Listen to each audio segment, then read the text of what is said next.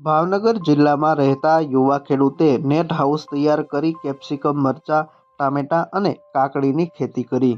હાલના સમયમાં ખેડૂતો પરંપરાગત ખેતી છોડી અવનવા પાકોનું વાવેતર કરી તેમાંથી સારી આવક મેળવી રહ્યા છે.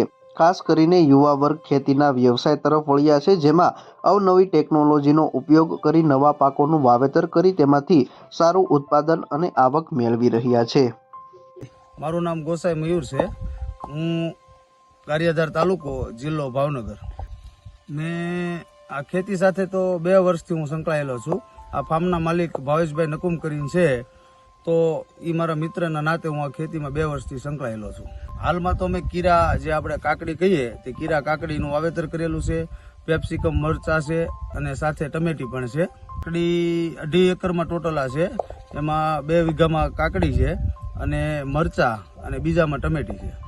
એનાથી ફાયદો એવો થાય છે કે આપણે જે પાળામાં હોય જે વધારાનું ખડ થાય છે એનું ખડ થતું નથી, અને જે કાકડી હોય એના મૂળ છે ને એ બહુ ઉપર હોય છે, તો મૂળ પણ ખેંચાતા નથી. એનું કારણ એવું છે કે બહારના જે આપણે રોગો છે એ કોઈ લાગતા નથી અને એને વાતાવરણ જેટલું જોવે એટલું અનુકૂળ મળી રહે છે.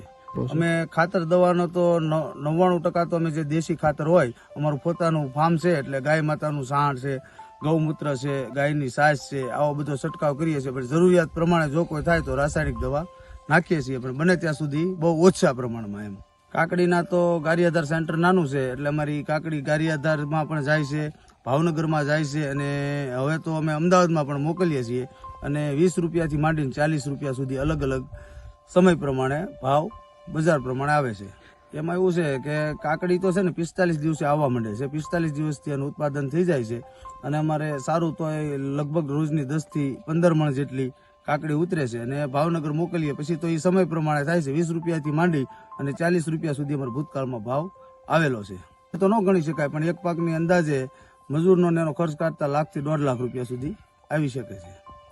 આમાં કોઈ ફાર્મર કોઈ આવું માંગતા હોય કરવા તો અમારું ગારિયાધારથી જે 5 ટોબરા રોડ, રતનવાવ રોડ ઉપર ગારિયાધારથી 1.5 કિલોમીટર કિસાન ડેરી ફાર્મ આવેલું છે. કોઈ પણ ખેડૂતને કોઈને માર્ગદર્શનની જરૂર હોય તો અમારે ત્યાં આવી અને રૂબરૂ મુલાકાત લઈ શકે છે. ખેતીમાં હવે ખેડૂતો ગ્રીન હાઉસ અને નેટ હાઉસની ટેકનોલોજીનો પણ ઉપયોગ કરી રહ્યા છે. ખાસ કરીને ઉનાળાની ઋતુ દરમિયાન પણ નેટ હાઉસમાં જુદા જુદા શાકભાજીનો ઉછેર કરી શકાય છે, જેથી ખેડૂતોને તેનો ફાયદો થતો હોય છે.